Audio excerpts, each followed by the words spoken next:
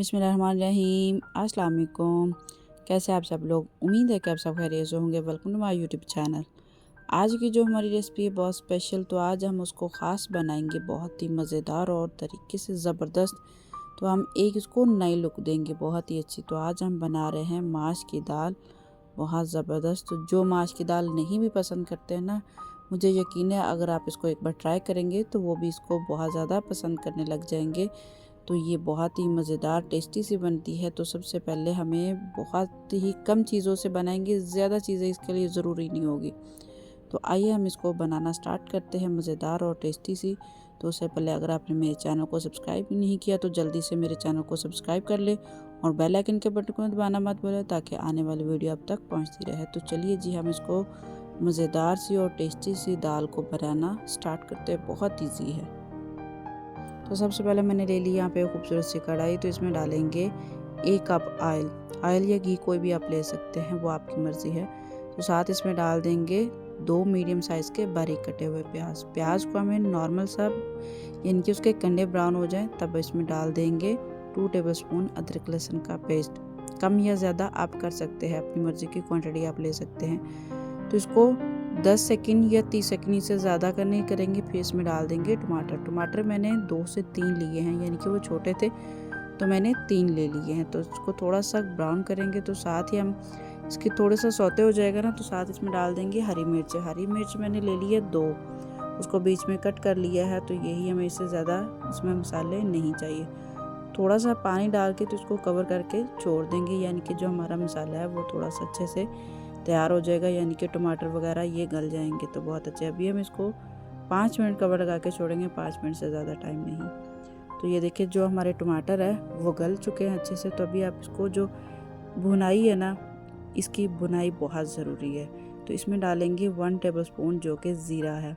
ज़ीरा मैंने सबसे पहले भी डाल सकते थे, लेकिन इस स्टेज पे डालेंगे क्योंकि इसमें थोड़ा सा पानी डाला हुआ है, तो वो ये ज़्यादा बहुत तेज़ गर्म नहीं, इससे ज़ीरा जो है वो जलेगा नहीं। तो स्पाइसेस में मैंने सिर्फ इसमें डाले हैं 2 टेबलस्पून लाल मिर्ची पाउडर, यानी कि इतना तीखा वाला तेज़ नहीं, तो इसलिए मैंने 2 टेबलस्पून डाला। हाफ़ टी स्पून इसमें हल्दी पाउडर, 1 टेबलस्पून इसमें डालेंगे नमक, और इसमें एक ख़ास चीज़ जो कि डालेंगे, जो कि घर का बना हुआ मसाला है, पिसा हुआ, जो कि साबुत मसाले, गरम मसाले जितने भी हैं ना, उन सबको इकट्ठा करके वो बनाया। तो उसकी वीडियो भी मेरे चैनल पर मौजूद है, आप चाहें तो उसको भी देख सकते हैं। तो 1 चम्मच भर के डालेंगे ना, तो उससे जो हमारे सालन का टेस्ट है ना, बहुत ज़बरदस्त हो जाएगा। तो माश की दाल, उसको मैंने 2 घंटे पहले ही भिगो के रखा था गर्म पानी में। कोई भी दाल है ना, तो आप उसको गर्म पानी में भिगो के रख देंगे तो वो बहुत जल्दी तैयार हो जाएगी।